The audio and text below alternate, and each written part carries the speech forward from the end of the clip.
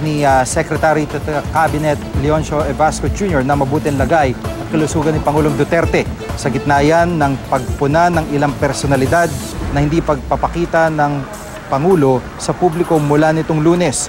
Ayon kay Evasco, nagpapahinga lang ang Pangulo sa gitna ng anlay hitik na schedule. Ayon din kay Presidential Spokesperson Ernesto Abella, walang problema sa kalusugan ng Pangulo. The president just needs, after all, you have to consider that he has been on the road for at least 23 days regarding fulfilling his martial law supervision. So, it has been really brutal. So we have to allow him this kind of rest.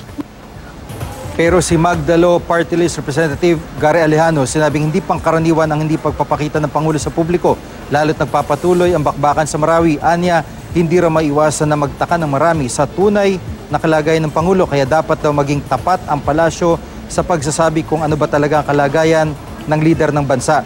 Si Ifugao Representative Teddy Bagilat naman naniniwalang national concern ang lagay ng kalusugan ng Pangulo.